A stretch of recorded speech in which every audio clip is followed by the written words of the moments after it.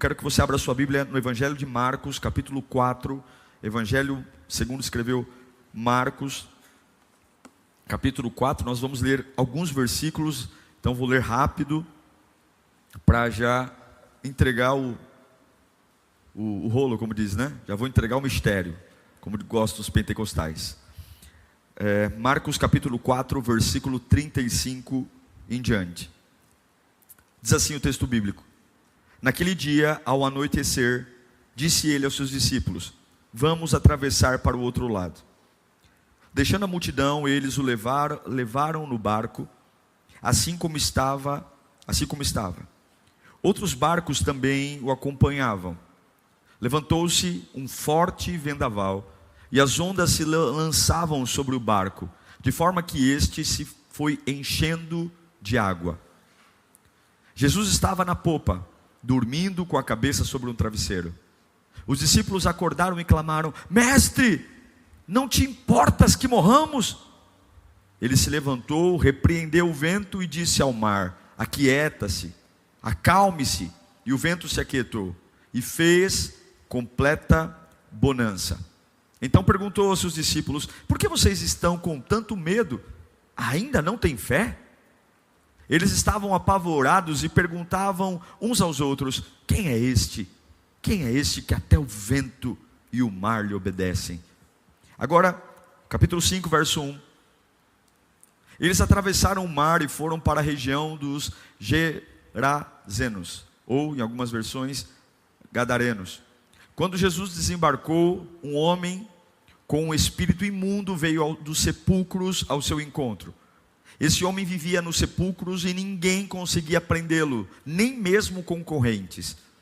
Por muitas vezes lhe haviam sido acorrentados os pés e mãos, mas ele arrebentara as correntes, quebrara os ferros de seus pés.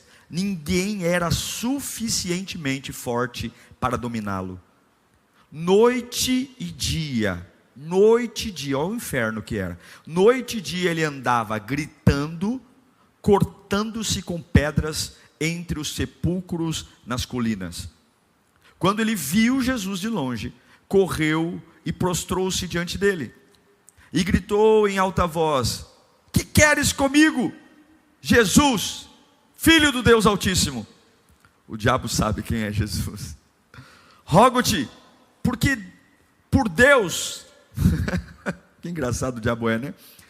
Jesus está falando ali com ele e fala: Rogo-te por Deus que não me atormentes. O diabo é burro, isso que ele é. Pois Jesus lhe tinha dito: Saia desse homem, espírito imundo.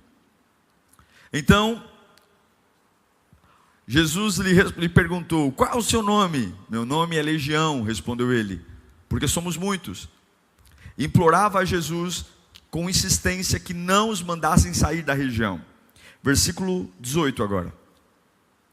Quando Jesus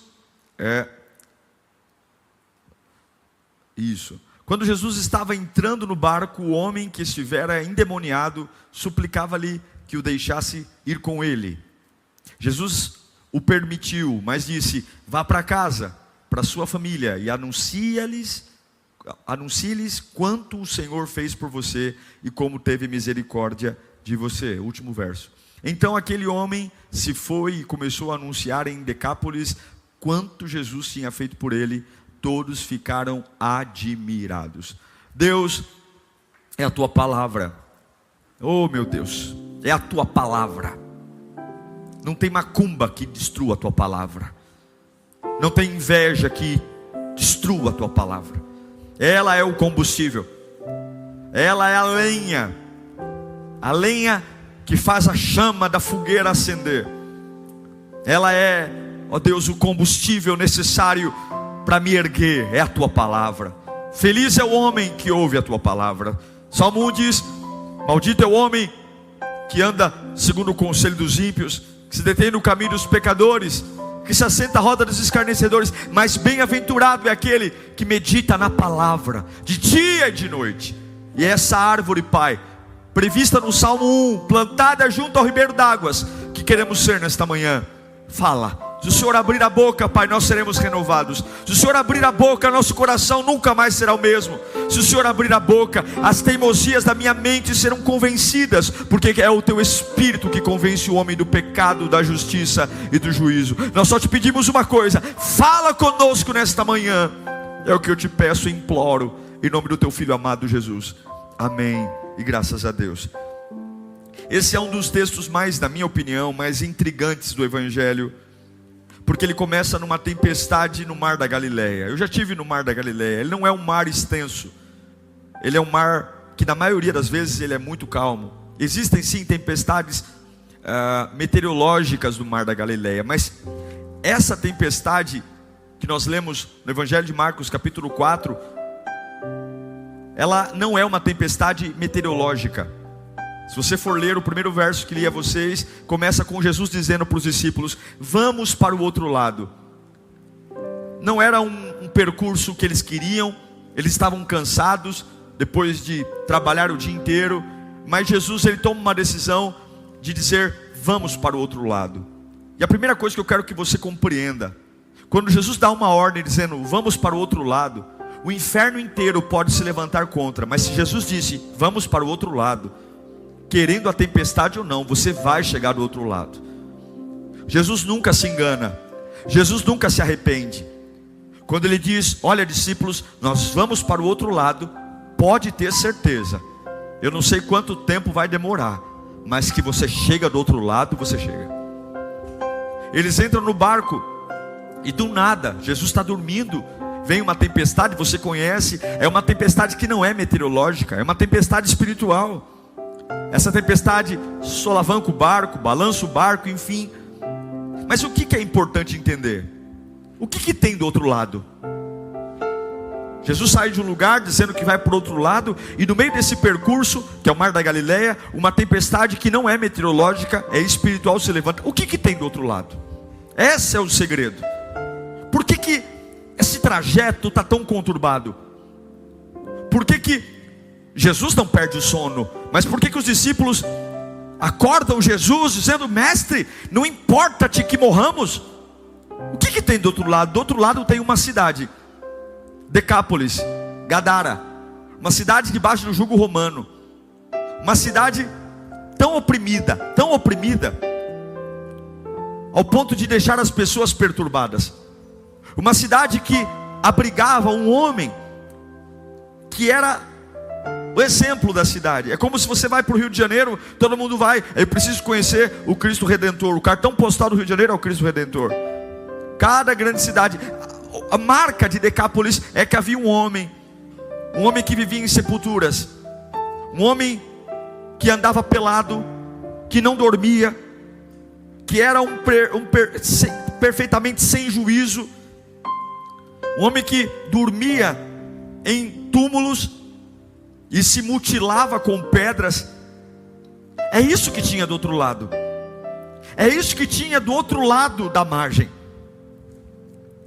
Um homem que nutria um desejo de vingança tão forte,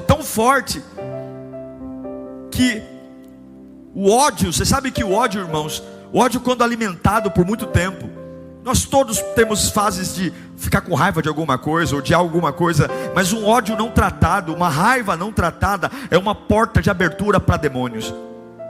Se você vive uma vida onde você tolera o ódio por alguém permanecer, você não trata isso, a raiva, isso alimenta, você pode ter certeza, você está abrindo uma porta para demônios. Satanás vai entrar na sua vida e vai escravizar você. Ódio e vingança desenfreados abrem portas para alimentar a maldade em nossas vidas, ao ponto de nos tornarmos escravos. E é por isso que Jesus decidiu olhar para os discípulos e dizer: vamos para o outro lado. Porque não há ninguém que, por mais que esteja afundado na lama, seja irrecuperável. Entende isso ou não? Não compare Jesus às suas percepções. Não ache que a minha e a sua avaliação do que é possível é a avaliação de Deus. Para Deus, todas as coisas são possíveis. Não existe uma pessoa tão atrapalhada que o Espírito Santo não possa alcançar. Não existe problema tão profundo que ele não possa restaurar. Não, e lá do outro lado há um homem que é um problema. Ele é um problema, prende-se ele e não fica preso. E não é só um problema para os outros, ele é um problema para ele. Miséria, malignidade. Um homem que era cavalo das forças do mal, um homem que não tinha raciocínio, e não só uma destruição externa de se ferir, mas uma destruição interna. Em Marcos 5,5, vou ler novamente, a Bíblia diz que ele andava sempre, noite e dia, esse endemoniado, esse homem, andava gritando e cortando-se com pedras entre os sepulcros e colinas. Eu sei que é chocante olhar um texto desse e falar, nossa, coitado. Mas muitas vezes você que acabou de pensar, nossa, coitado, está igual a ele. Talvez não se corta com pedras, talvez não dorme num cemitério, mas dorme numa cama que tem um belo lençol lavado, num travesseiro lindo e cheiroso, mas a sua vida está entre sepulturas, entre assuntos que já morreram, entre pessoas que já morreram. E talvez você não anda dia e noite acordado, no sentido de ser um sonâmbulo, sei lá o que, um perturbado que anda nu, mas anda dia e noite escravizado pelo mesmo pensamento, pela mesma situação. E eu pergunto a você, qual é a diferença? Qual a diferença de uma vida atormentada visualmente para uma vida atormentada de alguém que faz um sorriso artificial, passa uma maquiagem, penteia um cabelo e dentro de si mesmo continua sendo um possesso, um infeliz? Qual a diferença? Melhor seria que as pessoas vissem minha miséria, porque aí assim me ofereceriam alguma ajuda. Melhor seria então que as pessoas vissem a minha nudez, porque então me ofereceriam uma oração. Pior é o miserável que se porta como não miserável. Pior é o infeliz que se porta como feliz, porque gasta tanta energia para transparecer o que não é, e o orgulho é tão alto que não reconhece sua própria miséria. Você entende por que Jesus disse aos apóstolos, vamos para a outra margem?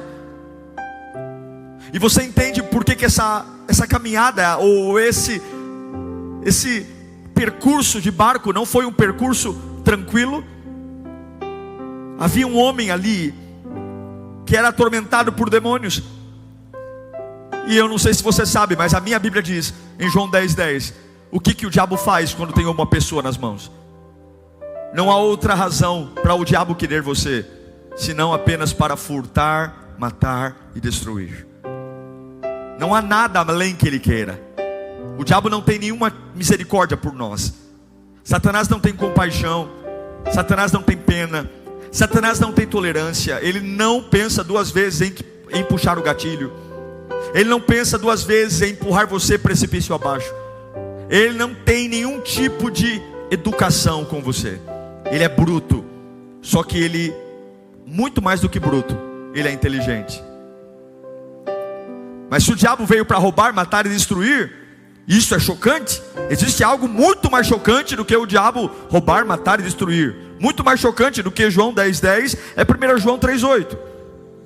A minha Bíblia diz que aquele que pratica o pecado é do diabo, porque o diabo vem pecando desde o princípio. Mas o diabo vem pecando desde o princípio. Mas para quê?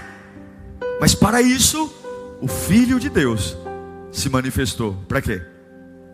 Para fazer o quê? Para destruir. Qual é a especialidade de Jesus em nós? Destruir as obras do diabo. O diabo mata, destrói, mas Jesus ele veio para destruir o que o diabo faz. Você entende por que Jesus disse para os discípulos, vamos para outra margem? Vamos.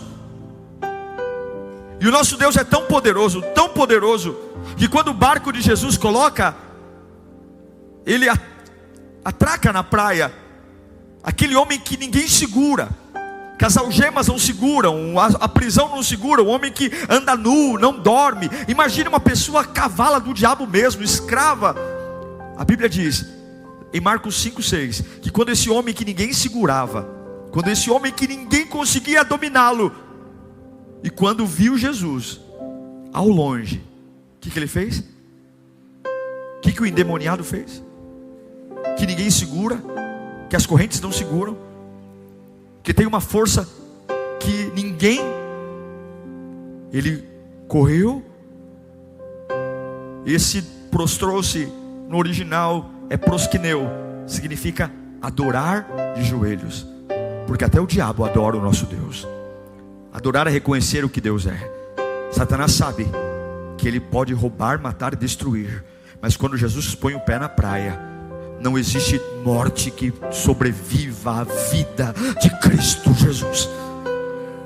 O demônio se ajoelhou. E o que o diabo diz?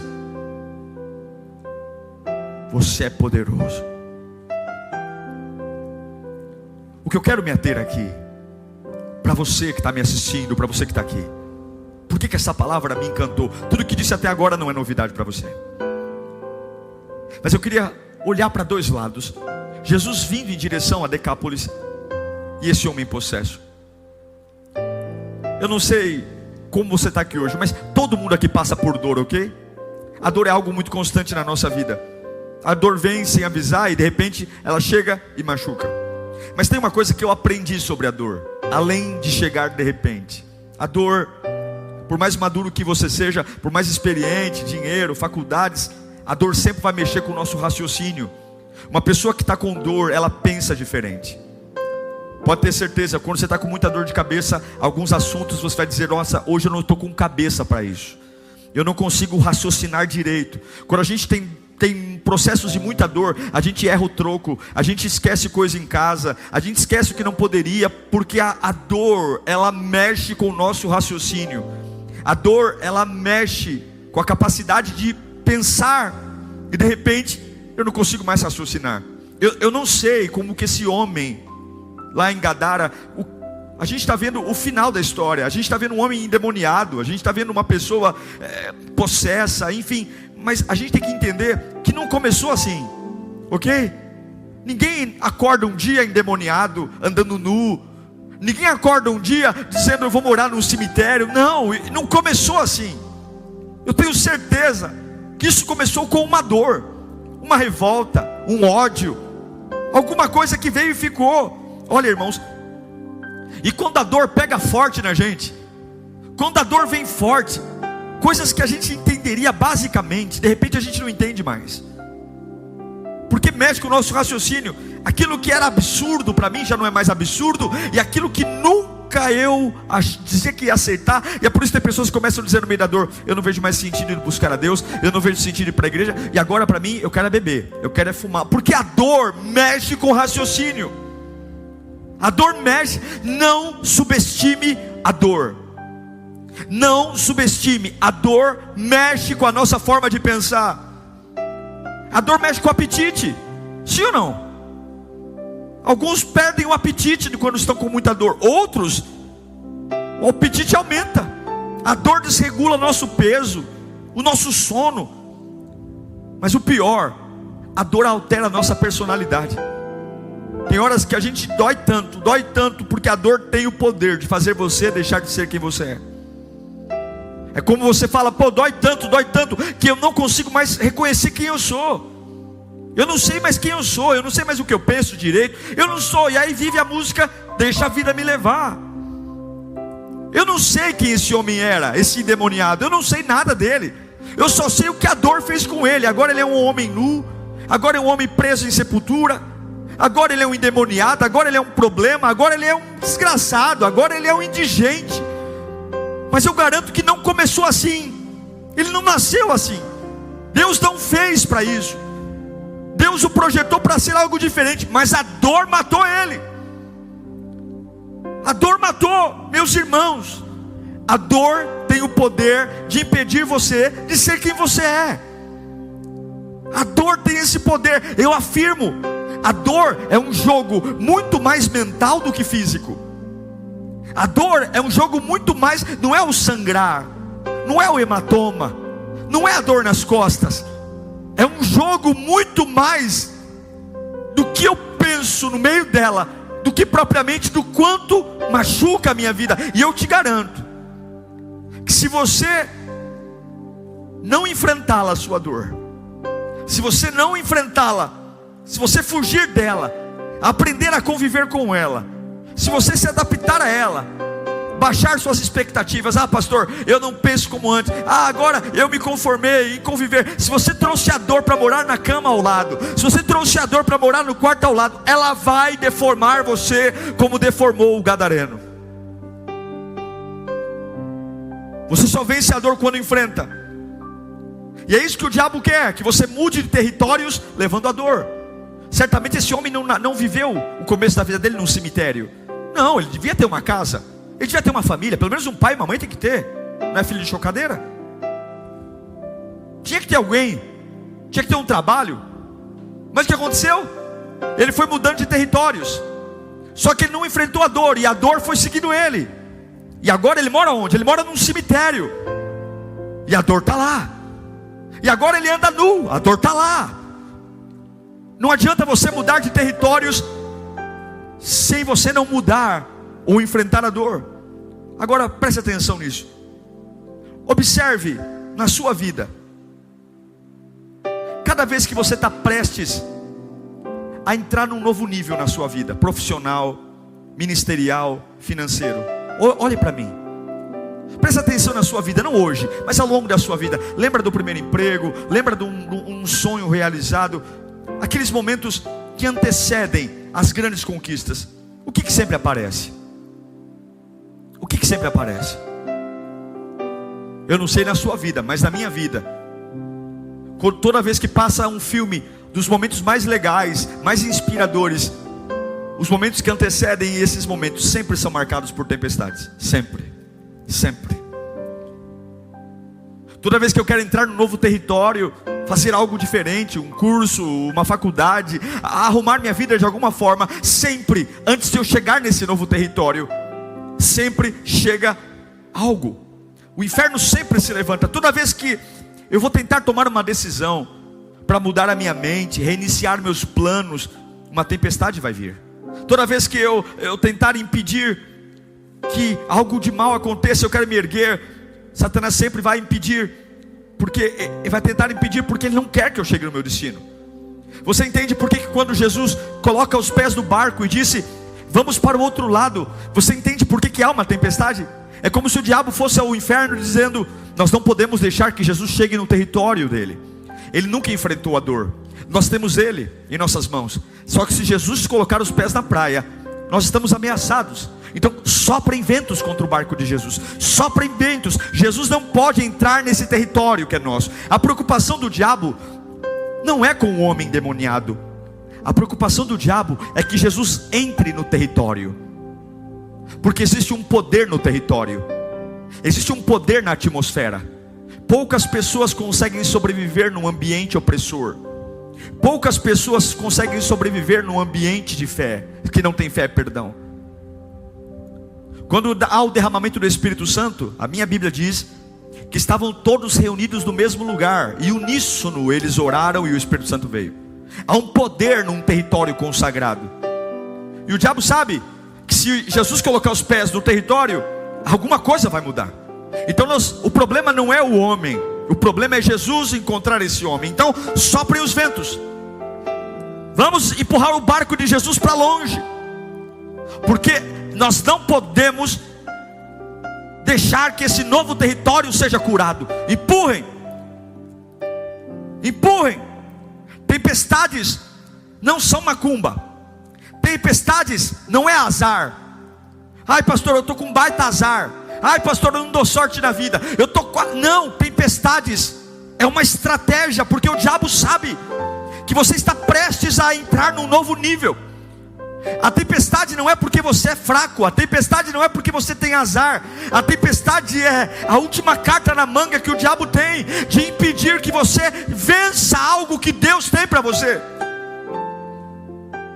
A tempestade, ela é algo que o diabo tem, porque ele sabe o quanto você é valioso.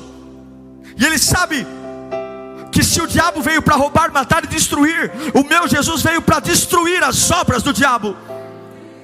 E ele sabe que se o barco de Jesus atracar na praia, ele sabe que se o barco de Jesus atracar na praia, Satanás vai ter que se ajoelhar, o vício vai ter que se ajoelhar, A prostituição vai ter que se ajoelhar, as macumbas vão ter que se ajoelhar, porque diante de mim ninguém se ajoelha, mas quando o meu Cristo põe o pé na praia, o inferno se ajoelha. Tempestades querem atrasar a chegada de Jesus. Tempestades querem jogar o barco de Jesus para outra ilha, para outra direção. Mas acredite, tempestades estão lá, a fúria está lá, porque você é uma ameaça quando está perto de Jesus. Uma ameaça para quê? Uma ameaça para o inferno. Uma ameaça para o inferno. Tempestades estão lá, elas atacam você porque elas querem segurar você mais 10 anos assim, mais 5 anos assim. Tempestades estão lá porque elas sabem que o território está preso, o território está consagrado. Você já é um cavalo do diabo, a minha vida já está subjugada a demônios. Eu já estou um zumbi vivo, que vive no meio de túmulos, que me autoagride.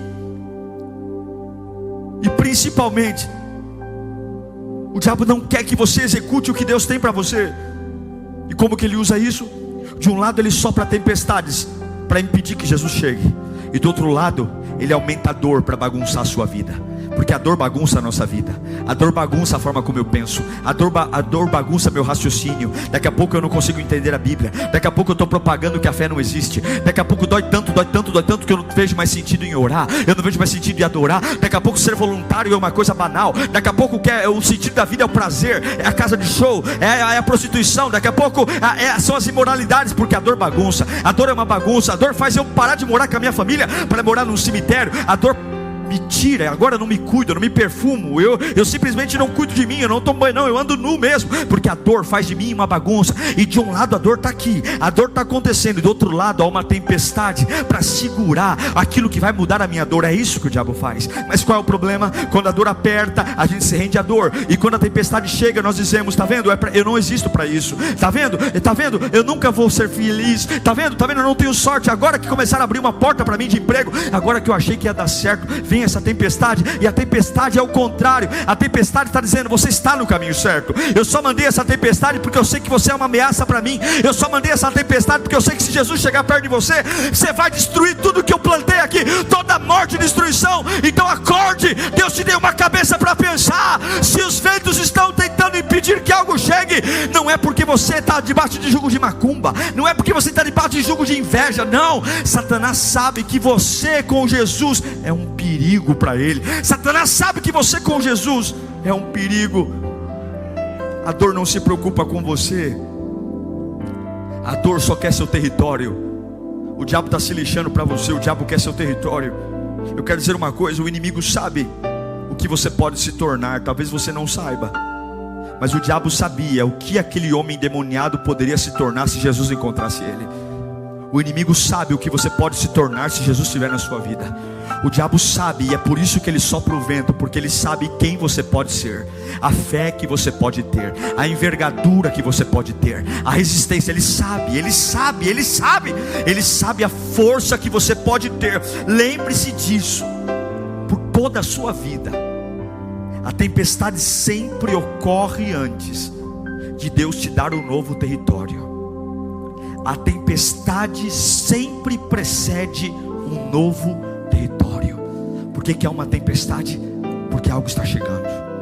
Sopra o vento, os demônios jogando o vento contra o barco de Jesus. Os discípulos: vamos morrer. E Jesus dormindo. Sopra o vento, e Jesus levanta, porque os ventos sopram, balançam. Mas aquele que confia no Senhor, até nos piores momentos, vai dormir. Jesus acorda e fala: vocês não têm fé? Qual é o diabo que tem vento suficiente para virar o meu barco? Qual é o demônio? Eu duvido o demônio que me joga na água. O diabo pode balançar, ele pode rugir, ele pode gritar, porque ele é como um leão, mas o leão da tribo de Judá é um só: Jeová Jireh, Elohim. Oh, ele é único. Eu aposto que tem alguém me assistindo aqui, ou aqui presente, que talvez você quase morreu no berço. Eu aposto que tem alguém me vendo aqui que teve uma infância muito difícil, talvez, de abusos, assédios, bullying. Eu aposto que tem gente me ouvindo aqui que sofreu ferozmente tempestades ao longo da sua vida. E tempestades sempre acusam o medo que o diabo tem do que você pode se tornar. O diabo tem medo de quem você pode se tornar. O diabo tem medo de quem você pode ser. É por isso que as tempestades vêm. É por isso que elas vêm, porque ele quer segurar você longe de quem você pode ser. Porque você, no lugar certo, você cumpre o que Jesus disse: eu vim para destruir as obras do mal. Pessoas que foram inexplicavelmente abandonadas, solitárias, desprezadas, pessoas condenadas ao ostracismo, jogadas no canto sem explicação, rejeitadas sem nunca terem feito nada. Essa semana eu vi um vídeo que eu chorei. Uma mulher, uma mãe colocando uma criança de 2 anos na rua, dizendo para aquela criança: eu não quero você. Alguém viu essa reportagem? Eu não quero você. Eu chorei. E a criança dizia: mamãe, mamãe, eu não quero você. Os vizinhos pegaram a criança, colocaram a criança na casa deles, chamaram a polícia. Em 2 anos, a irmã do menino de 8 anos foi lá, abraçou o irmão, abraçando ele. A mãe foi implorar para a filha de 8 anos, foi implorar para a mãe: mãe, pelo amor de Deus, deixa ele entrar em casa. Eu não quero você. Levaram a mãe para a polícia. O delegado falou: eu não quero ele. Não fique com dó dessa criança não, porque o diabo tem medo do que ela vai se tornar. O diabo tem medo do que ela vai se tornar.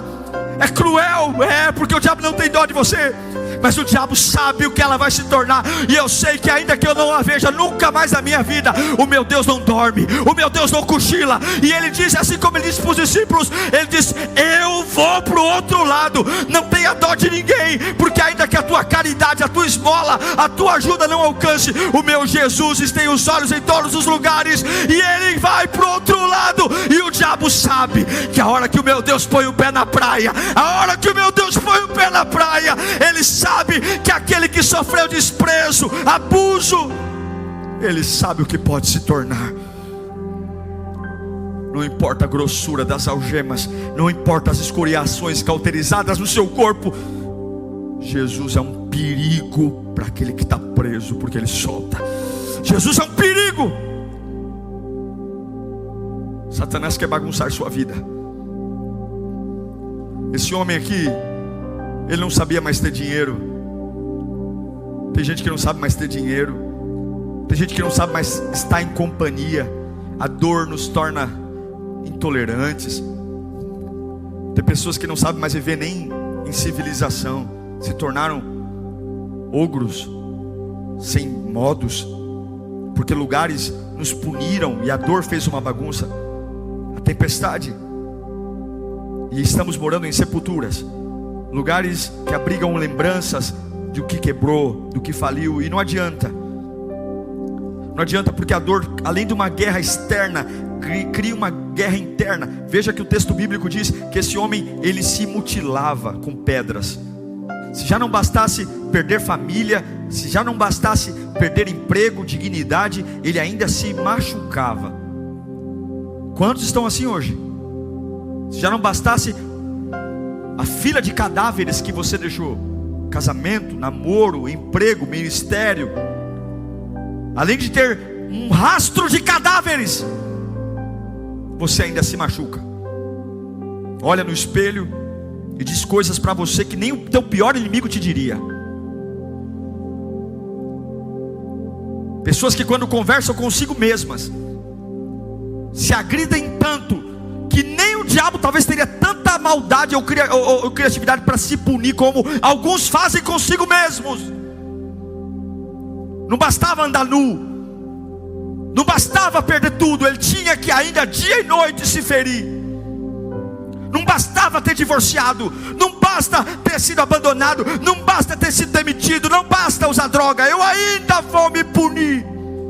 Culpa, culpa, culpa. Talvez você não se corta, talvez você não arranca um pedaço do seu corpo, mas a culpa é pior do que arrancar um braço, é pior do que se machucar. É culpa, culpa, culpa. túmulo. Cavalo do diabo, devorado por mordidas, com os dentes vorazes do inferno, dizendo para você: você não pode ser feliz, você não pode ter família, você não pode ter filho, você não pode ter profissão, você não pode ter dignidade, você não pode ter futuro. Não, você deve se machucar, você merece sofrer, você merece se punir, você merece o fim, você merece morar em territórios de dor. Pega um Zé Mané na rua, traz para a tua vida. Você merece apanhar de homem, você merece. Vai morar num cemitério, porque a dor vai deixar você bagunçado. Você tem que entender, olha para mim, você tem que entender por que essa tempestade chegou nesse ano. Você tem que entender por que os ventos estão bagunçando você. Você tem que abrir a mente, você tem que entender que esse vento começou a soprar do nada, porque há uma razão. Você tem que entender por que a calmaria do mar da Galileia, do nada, não tinha nada, que não tinha trovão, não tinha raio, mas do nada veio um vento, do nada. Você tem que entender porque do nada a tua vida está balançando. Você tem que entender que você está sendo agredido porque alguma coisa está vindo em tua direção. Você tem que entender que o diabo está mexendo tudo que pode e está mandando toda a carga de demônios possíveis, porque ele sabe quem decidiu ir para o outro lado. Você tem que entender que o medo do diabo é ver você no mesmo território com Jesus. Então agora você tem que entender que essa tempestade não está aí de graça. Um homem vai agora ser convidado a viver além da sua tumba, além dos preconceitos, além da dor, além dos hematomas. Tem coisas que você tem que entender que foram cruéis, foram ataques perversos. Tem coisas que a gente ia ser dizimado. Mas presta atenção, é aqui eu quero caminhar para o encerramento. Presta atenção, não se distraia. Deus está falando com você, você que está em casa. Não menospreze o poder da dor. Não menospreze, mas não menospreze o poder de Deus. Não culpe os seus odiadores agora. Eu não sei em que estágio você está, mas tem coisas tão letais que só Deus pode fazer. Eu sei que alguns aqui estão debaixo da lei do nunca. Você nunca será ninguém, você nunca será amado, você nunca terá família, você nunca será feliz, você nunca será abençoado, você nunca será livre, você nunca vai se recompor, você nunca será alguém de honra, nunca. Porque o diabo gosta de bagunçar você, ele gosta de atacar você.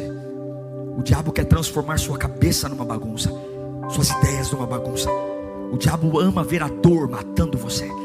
O diabo ama ver a dor mexendo com coisas que nunca deveriam ser mexidas. O diabo ama ver você morando em outros lugares e acompanhando as maldições atrás de você. Quando a Bíblia diz que as bênçãos me acompanhariam, o diabo ama ver as dores te acompanhando. Ele ama, ele está atrás das coisas que você tem, ministério, família, trabalho. Ele quer matar, ao ponto de se você se tornar o seu maior agressor. Chega uma hora que o diabo vai dizer: eu nem preciso mais agredi-lo, porque ele já se tornou o seu maior agressor. O diabo está atrás do seu território, tudo. Agora ouça, ouça, ouça, ouça, ouça.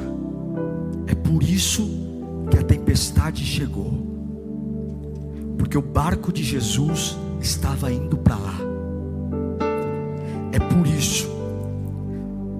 Por que o caos chegou? Por que o caos se instaurou? Porque Jesus estava indo para lá. Observe as tempestades que você teve ao longo da sua vida. Veja, a maioria delas aconteceu antes de uma vitória. Observe as maiores conquistas que você já teve na vida. Observe o que aconteceu antes delas. Vitória. Tempestades sempre precedem vitórias. Quando você ainda nem sabia direito quem era, as tempestades estavam lá. Quando você ainda nem tinha entrado no mercado de trabalho, as tempestades estavam lá. Agora, olhe para os momentos da tua vida que as tempestades chegaram, os piores momentos, aqueles momentos que você não achou que ia resistir. Me responda, como é que você conseguiu chegar até aqui hoje? Como é que você está aqui? Lembra de cada uma delas. Quando você chorou no pé da cama e disse: eu não vou suportar essa tempestade. E eu pergunto para você, se aquilo que você disse aquele dia fosse verdade, o que você está fazendo sentado nesse culto hoje? O que você está fazendo aqui agora? Se aquela tempestade fosse tão poderosa, por que você ainda está vivo aqui? Por que você ainda está ouvindo esta palavra? Porque aquelas tempestades nunca foram a ousadia do diabo. As tempestades sempre apontam o medo do diabo. Quanto maior a tempestade, maior é o medo que o diabo tem do que Deus vai fazer você se tornar. As tempestades não apontam o poder do inferno. As tempestades apontam o medo do diabo. As tempestades apontam o medo que ele tem de Jesus mudar a sua vida. Então quando as tempestades vierem, pelo amor de Deus, não seja um tolo, não se acovarde, erga-se, porque você diz: alguém está para chegar. O que justifica essa fúria contra mim? O que justifica as ondas? O que justifica é porque um barco vem em minha direção. Então é agora que eu persisto, é agora que eu creio, é agora, porque as tempestades é o grito desesperado do inferno dizendo: esse barco de salvação não vai chegar, esse barco de cura não vai chegar, esse barco de avivamento não vai chegar. Ah, mas se fosse o meu barquinho não chegaria, se fosse o teu barquinho não chegaria. Mas mal sabe o diabo que quem está dormindo nesse barco é o Rei dos Reis, Senhor dos Senhores, Príncipe da Paz. E ele sabe que quando o barco atracar na margem, ele vai se ajoelhar. Ele vai. O diabo morre de medo de você. O diabo tem medo de você. Ele tem medo do que Deus vai fazer você se tornar. Ele tem medo do que Deus vai fazer você se tornar. O diabo não puxa o grande sobrenatural para agredir fracotes. O diabo não puxa as grandes tempestades do inferno para atingir inofensivos. O diabo não arranca os ventos fortes da Galileia para atingir gente mequetrefe. Ele arranca do inferno os piores ventos, porque ele sabe que aquele que vai ser alcançado por Jesus tem propósito, tem unção. Eu não estou te motivando apenas a dar glória e aleluia. Eu estou te motivando a abrir os ouvidos espirituais, abrir os olhos espirituais, a abrir a boca e dizer: a tempestade existe porque o diabo está sendo ameaçado. Fecha os olhos. A tempestade está aí porque o diabo está sendo ameaçado. Essa é a razão da tua tempestade. É o medo do diabo de você se tornar o que Deus te fez para ser. É o medo do diabo de você deixar de ser um cavalo dele para ser um filho de Deus. É um jogo sujo do diabo, é um jogo sujo. Mas antes que ele cresça, é o que ele pensa: eu vou destruí-lo. Antes que ele seja livre, eu vou amarrá-lo mais. Antes que ele seja restaurado, antes que ele possa aprender a Bíblia, eu vou bagunçar a mente dele. Antes que ele acredite em Deus, eu vou alcançá-lo e vou torná-lo um autoagressor. Toda tempestade vai tentar impedir você, mas Jesus está aí. Jesus está aí. Não é acaso, não é. Quando Jesus levanta as mãos no meio do barco, ele manda os ventos se cessarem. Feche os seus olhos.